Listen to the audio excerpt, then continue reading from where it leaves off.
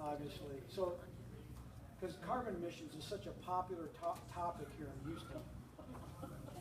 You know, and I came from Indianapolis. So my wife and I taught at Ball State University. I was working the urban design program in downtown Indianapolis. And so you invite the air quality modelers to your students' work. We talk about greenhouse gas emissions, and they would fess up saying they were not allowed to click the box on the software that told them what the greenhouse gas emissions were on their projects, because also in Indiana, besides Texas and a few other places, greenhouse gases don't exist, right? And so for me, part of what, when I look at community and community development, greenhouse gas emissions is a super metric. This is something that cuts across a lot of different categories. If you get that piece right, and then you're going to be, it's going to take care of a lot of issues for you. So it's going to be air quality. You have to design the health of your community. There's a lot of things that are going to happen automatically when you start looking at emissions. But, you know, so I shot that picture in 1984. That is downtown Sacramento, the K Street Mall. That is Main Street, Sacramento. Don't you want to go there, right? And that's 7 years later, okay? And so 7 years later, it was a complete transformation. But it wasn't just one thing. You know, it was a city with aspirations, but it wasn't one thing. So when we start thinking about climate change and the design of cities, we have to remember that it's not just one silver bullet. There's a lot of things we need to do to be comprehensive about it. So the bottom line is, by 2050, we're going to have 1/8 the carbon emissions per capita that we had in 1990 for each of us. That is transformational when you start to think about our cities and lifestyles. And so it's nothing that we can even imagine right now in a lot of ways. And so the traditional way of living in the suburbs, what we drive, what we eat, what we make stuff out of, long life products instead of a throwaway culture, all that has to completely change. Or we'll be dealing with adaptation and types of changes there that are also hard to imagine within the next century. So there's things that we're doing at a federal level. Our state and other states have been fighting the EPA. There's maybe a dozen or so bad apple states that have been fighting that, sort of race to the bottom type environmental perspective. Then you have the other states that are fighting legally over the ceiling is on that, and so they're being challenged at the ceiling end. There's things that are coming at us right now that will continue to improve our air quality and greenhouse gas emissions. And so we're looking at these power plant standards, what we look our trucks and heavy vehicles, and then also for us in Texas and particularly the emissions, the methane emissions from the oil and gas industry. So in a lot of places around the country, we look at the major emitters for greenhouse gases. What's one of the top emitters you're always going to see at the dump? Okay, the landfill, because it's almost 15% of our greenhouse gas emissions. And so, so methane ends up being a very important greenhouse gas. A couple of years ago, I conducted a survey of U.S. cities that had completed climate action plans. So I tracked down every city in the country and we did a survey with them. And one of the things that I found out in that process is that we talk about maybe our environmental traditions in communities, and maybe we funded certain studies, but the bottom line was it was the elected leadership that was really taking charge and was the key motivator and motivation for even preparing a climate action plan. So in a lot of respects, it reflects our values as a community in terms of who we elect and what their mission is. One of the things I want to know, what are the key strategies that cities are actually using? So if you're trying to, as an urban designer, I'm interested in how climate action plans are changing the form of U.S. cities. Will our cities look different in 100 years if we start to design for less greenhouse gas emissions? So So how are those lifestyles, those policy choices we're making, how are cities going to be shaped differently, and how are we going to inhabit them differently? So some of the things that we might think about really coming out of the smart growth movement in the late 70s are many of the same types of sort of larger growth management strategies you're seeing in cities. So there's the 3 C's or the 5 C's. You may encounter, I don't know about, certainly not Houston, centered, compact and connected. And so those are sort of the key strategies that you're seeing. So that those notions about enhancing the passive performance of cities, the same way you may think about a building, you're thinking about a city in terms of what makes it work. That 8 out of 10 cities realize that they have to enhance their walking and biking infrastructure. So there's a real investment in that. About half cities are also focusing on stormwater management as being another really important feature. Half the cities are expanding transit services and reducing parking requirements. And this was in response. They didn't already have this in their plans. These are the types of strategies they're enacting to become a lower, to reduce their carbon emissions, their greenhouse gas emissions. Larger cities were most frequently focused on increasing density around transit, and half the cities were looking at above and beyond standards for building energy efficiency as well. So all pretty obvious things to do when you look at where our emissions are coming from. So about 2/3 of the cities were actually putting in their capital improvement budgets, enhancing their biking and walking infrastructure, and the same with stormwater management, half. Key adaptation issues, and so my center at University of Houston is the Center for Sustainability and Resilience. So that adaptation aspect about how you design cities to accept the changes coming at us in a lot of cases, that these are the top ones nationally that these cities are looking at. So you found that they're focused on heat islands, flooding, drought, and wildfires. Wildflowers, yeah, those are really dangerous. Wildfires. And so when you look at this, you think they're probably regional, huh? Right? So I lived in Berkeley for 20 years. We had that horrible Oakland-Berkeley Hills fire. We burned down 3,300 units and killed 26 people. A couple of years ago, Boulder had evacuated 1/3 of the city when they had a fire on the edge of town. And so in the western states in particular, we're seeing a lot of wildlands interface type issues. So you start to see that adaptation discussions in terms of strategies. Cities in the Mississippi Valley, flooding. So you start to see those types of adaptation issues as well. So they're regional, obviously, in coastal cities like Annapolis, what are they dealing with? Sea level rise, storm surge, those types of issues as well. Well, I'm a designer. So as an architect and urban designer, when I think about design as being one of those things that you have to be an integrator. You have to integrate a lot of different things. So Dwayne talked about that, not having a simple solution. You have to think about how all these things are coming together. So you have to think of the community scale, the building scale, and the stuff in the building. And so you just can't deal with one of these. You have to think about that. And increasingly that becomes integrated and connected. So even the stuff in the community, so smart cities and all that, so even how we start to wire cities now, we're thinking differently. But ultimately, passive performance still has to run first. So you have to think about cities that have high passive performance. So this is Stockton, California. I worked on their comp plan, their downtown plan, and their housing strategies. And actually, it's a developer city. And so Jerry Brown, when he was the Attorney General for the state of California, between his being governor for the second time, I worked with him a couple days on looking at how to implement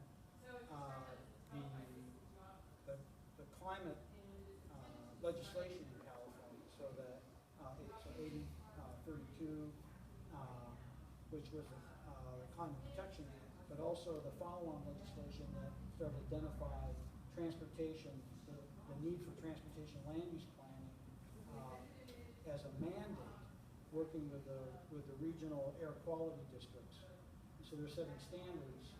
And so Stockton, because it was a developer city, had not met those standards in that test. And so they're one of the early cities that were being sued by the Sierra Club and by the Attorney General. So I had to work with them in trying to find growth management strategy and compromise on that. So we looked at an overall city growth strategy then that made everybody happy and kept it out of courts. Well, if one of the things I want to know working with communities is what's effective.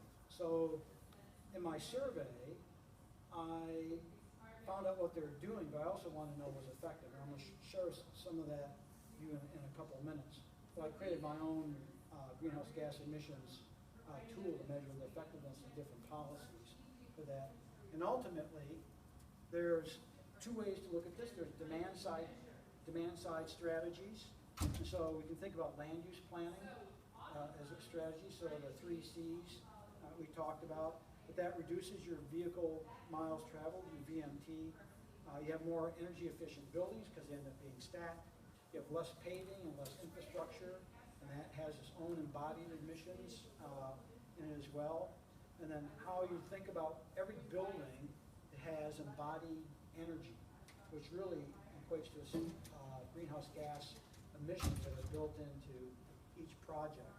Energy and energy efficiency, how we design buildings and envelope, is passive performance in terms of solar access, and then the types of systems we add to that.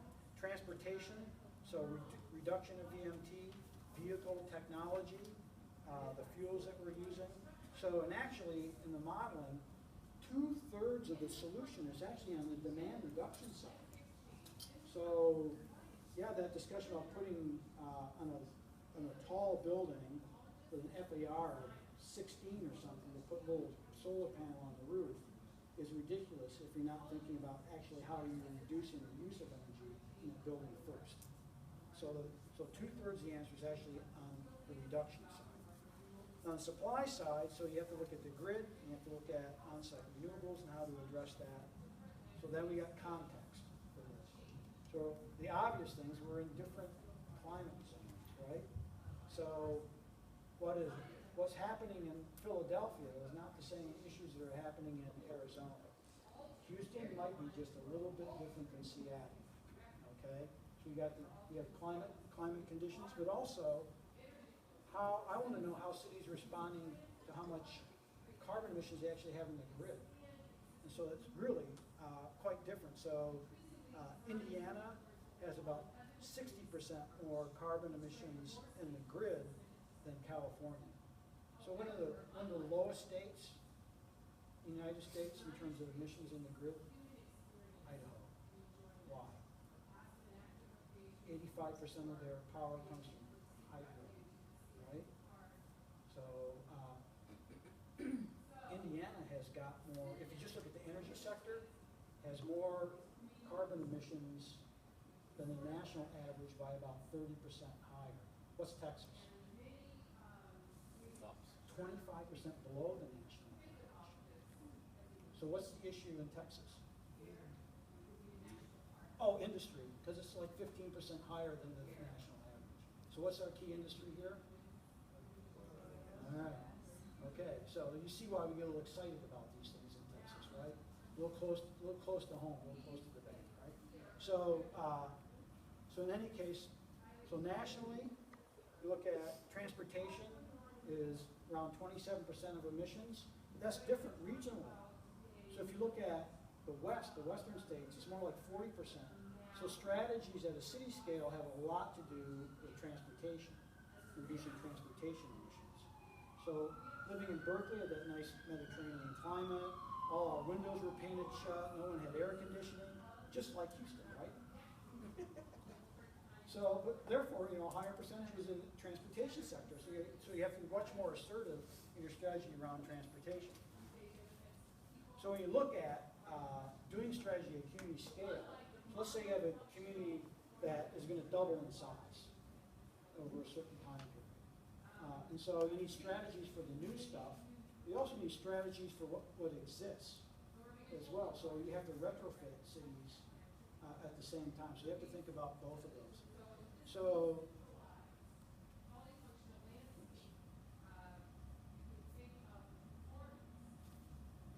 this top part shows the new development in a community, and this bottom part is existing. And so you have certain strategies. So this sets goals of reducing strategies or reducing embodied energy and transportation emissions by these percentages. And for existing development, that. So this generally gets you about 60% of your target reductions. So what's business as usual? Come on, class. Yeah, well, there's no technology or policy intervention, right? So we're just going to turn off the brains, no more innovation regarding energy efficiency, and heaven forbid we have to even think about it, okay, from a policy perspective.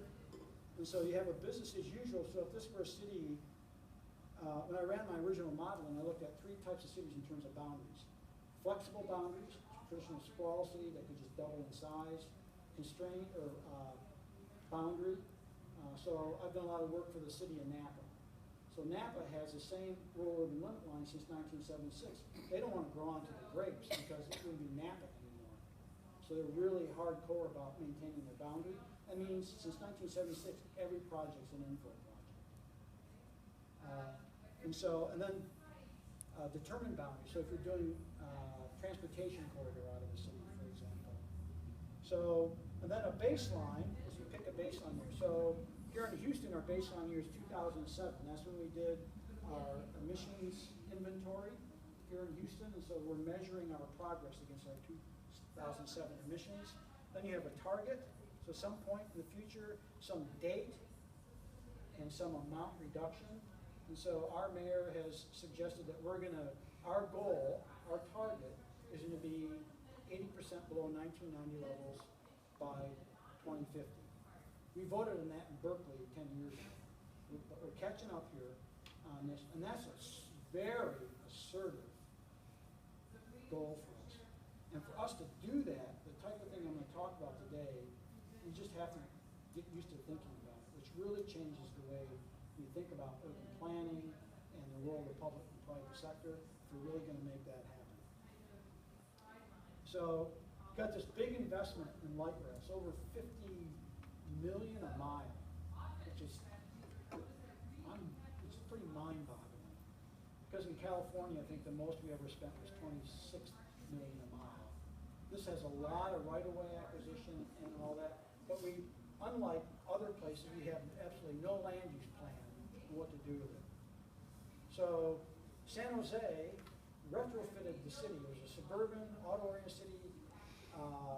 20 years ago, they started building light rail, being really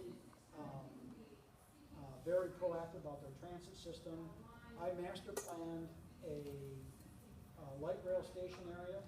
It was built out in 12 years. Site plan, done. Okay? But they just couldn't do that. They just let it drift. There was planning. There's joint development strategies with multi-agency approach. That the transit district itself gave up part of their land and parking lot to be part of the design or part of the development plan. And so it was not a passive effort. Actually, our planning process, we did community outreach, but we also used it as an opportunity to market the site to the development community. A very different attitude about it. So we've got all this capacity, low carbon development opportunity in our city, and yet we have absolutely no way of dealing with it. So I took a programmatic approach to this because we don't have plans. I want to get everybody excited about what neighborhood this is from or anything. So this is some site along a light rail station in Houston with our client, okay, and for 1,883 people, all right? So it's about a 36-acre site. I have 780 stacked flats, 150 walk-up apartments. That's the affordable housing component for this. So by policy, it's going to have 150 affordable units. It's going to be a mix of rental and ownership. It has about 65,000 square feet of commercial services built into it as well. It's connected to the community. It feathers densities down away from the station area, so you have more compatible densities with existing single-family neighborhoods. Heresy. But this is some best practice stuff that you start to look at a planning scale. So Bruce, what is TOD? Transit-oriented development. Good question. So if I apologize if I'm using language that you're not used to hearing. Just call me out. I knew I'd seen the acronym before, but I couldn't remember what it was. Okay. So ideally, you really want to focus on that first 1,000-foot walk. And so transportation planners, contemporary ones, realize two things. Really good transportation planners. One, that every trip begins and ends as a pedestrian. And ultimately, the regional transportation solution success is highly dependent on what they call the last mile. And what happens in the last mile? You're on the bus, you're in a mud tunnel, go past 4 parking lots, and then you have to walk under a freeway. So the last mile, are you going to take the bus there if you have another option? No, right? And so the last mile, particularly as a pedestrian, ends up being very important. So you pay a lot of attention to that. You think about how hydrology is important here. So every site like this has the opportunity to provide eco-services, even contiguous areas. So you may actually be importing water rather than just shedding water faster. So you're building into that an integrated infrastructure system. You can't do one block at a time, which is what we do now. Really requires a district avenue. So some strategies. So we go back to our effectiveness diagram. And so you start to look at how we make stuff compact and connected. We're looking at low impact green infrastructure, looking at materials. So building timber construction is at best the 4% solution. It makes me crazy when I hear people talk about, oh, we're going to build it all out of timber. At best, if you're not addressing transportation and energy use in buildings, don't bother coming to the party. That is just on the margins. You want to talk about waste, so what's really important to your community? Sometimes as environmentalists we focus on the stuff, the 1% stuff, when we should be advocating for the stuff that's really central to what we need to do. Okay, so that's, Key West, Florida, what do you think they're excited about? The average elevation is 23 inches above high tide. You know what they're doing? They're having a hard time talking about the adaptation stuff because it seems, I'm talking about resilient infrastructure, moving critical facilities around. What has really big carbon footprint in somewhere like Key West? They have to ship their trash 200 miles for somebody to burn it or bury it, okay? They focus on stuff like that from a mitigation standpoint, but they're really excited about adaptation because they're 23 inches above sea level, okay? And so every community's got its issues. You have to think about, from an adaptation standpoint, what's important. And from a mitigation standpoint, how you're really making a difference. So on the supply side, we're thinking about greening the grid. So about 2/3 of states have renewable portfolio standards. That means they have a policy of reducing the amount of emissions they have in their grid, and so it's a state policy. They're promoting alternative energy and that sort of thing. And some states don't. They are doing the opposite. Okay? And also geothermal. Cities are going to look different. So that's what, as an urban designer. So everything from buildings that are more flexible, occupant flexibility. You can decide if you're going to open the shades to let in daylight or let in the sun or cool the building. So much more higher passive performance in buildings. Or to be more, we're going to integrate more. This is a SMUD facility outside Sacramento. It's a parking lot. You can plug in your electric car, and that's a hydrogen refueling station. So the gas stations will look different. Different site requirements. More, if you integrate that into your building or your site's different. So you start looking at mitigation strategies and goals, higher performance buildings, greener grid, district scale approach, more intermodal and better connected transportation, thinking about water management differently, and I want to find that t-shirt. So I modeled this. So in the calculator I created so I can look at embodied emissions, energy emissions, transportation emissions, and emissions that are in infrastructure as well. So what I found out is that the business as usual model, and that's the edge. This is the lifespan emissions for that those 1,800 people on the edge of Houston. That's under the new federal policies. Only the CAFE standards for cars and the power plants. So the reason why the Obama administration is pushing so hard on that is sprawl. That's sprawl just with greener energy and more fuel-efficient cars. Now the TOD, the transit-oriented development, that's what it looks like with the federal standards compared to the edge. And that's what it looks like if you start to look at what's those best practice mitigation strategies that U.S. cities are using on that site. But it's not zero. I'm unhappy. I want it zero. Okay? So that means you have to get really aggressive. And this thing, now we're out of the box on our thinking. So I want the buildings to fuel the cars, and the cars are going to be the storage for the buildings. All right? So I need a project that's 135% energy positive. It needs to generate over a third more the power, because that's actually going to be for the plug-in cars that when they come home at night are going to be the night storage for the buildings. Okay, that's the kind of innovation we have to start to look at. And this is in the next 50 years, next 35 years, it's going to start to happen. So now what do we get? So here's best practice, which really crushed it below the unmitigated, business usual at the edge. And so that energy positive piece, that's zero. So that basically drags all that down to zero.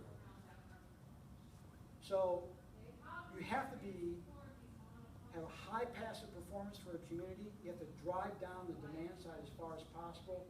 Then you have to work really hard to be very innovative on the supply side to close the gap.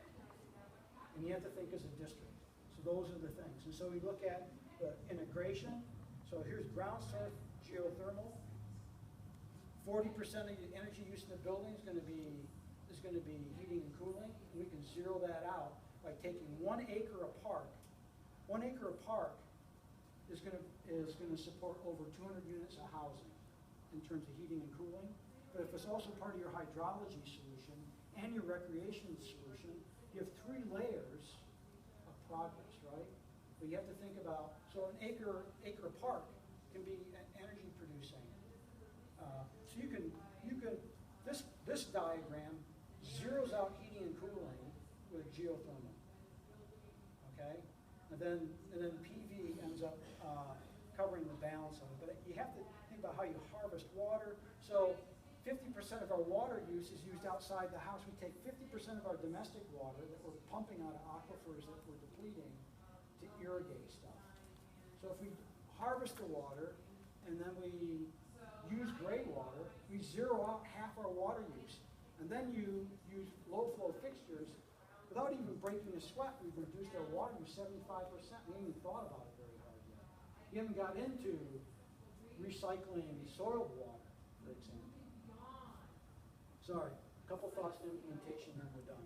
So you have to think about the operation side as being really important in a low carbon city, how you manage a city and how you think about it. So if we think about the components for that, buildings, infrastructure, and natural systems and all that, you have to think about how we measure that and think about our performance. And we're on a continuous feedback loop on that.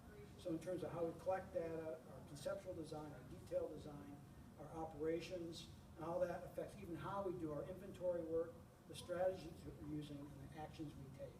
And so it's not, you just can't sit back and say, I built it. This is more a policy about how you operate in cities. I also looked at how cities are integrating their climate action plans into their policy plans. Well, we need both of those here, right?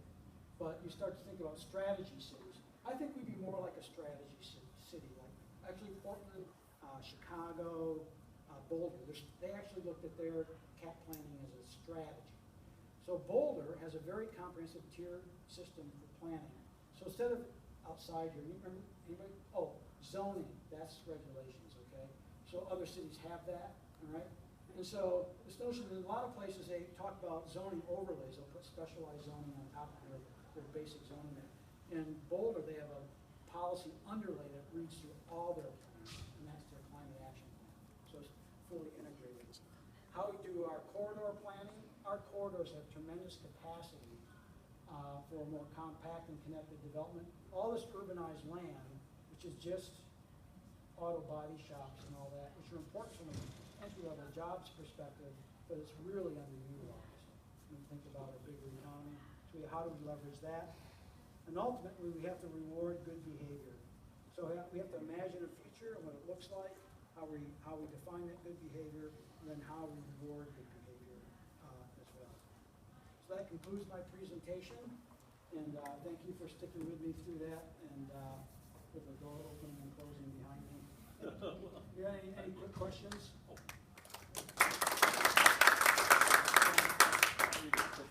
Deep is the geothermal you're talking about?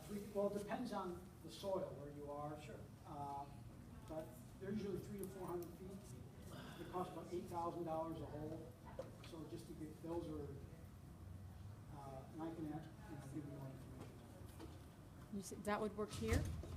Here in this? Well, generally, it depends. Like I said, that on the type of soil, you have to study it. Yeah, but it just, It'll be hundreds of feet. it was my understanding we don't have enough cool days to, eventually you heat up the ground. So the ground temperature is about 70 degrees. Yeah. Midwest is 55 degrees. Yeah, So it's less effective. yeah. Eventually it gets hot and stays hot. Yeah, but you have to go deep. You can't Yeah. can't do a horizontal system. Okay, any other questions? Thank you so much. Enjoy the rest of the conference.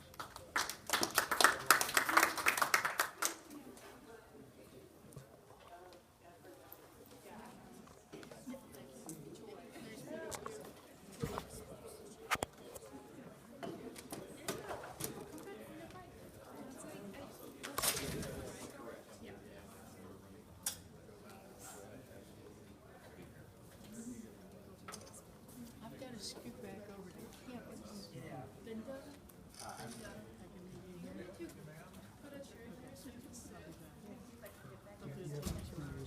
I got parking stuff. The one that says rice is in second. Are you guys sticking around, or are you? She's got to go back and do something at school, but I'm sticking around. Oh, okay. Have you guys been over there?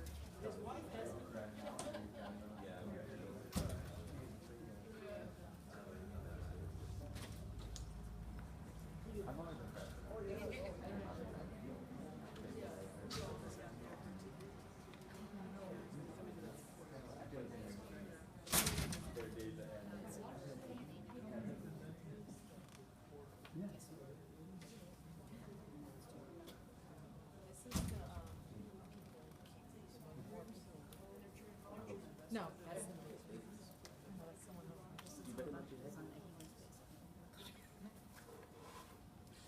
Said you better not be taking it. That's why I'm here, of course. So, I was just giving a few more minutes. yeah, just in that's case fine, people like aren't that there. stuff crossover. So,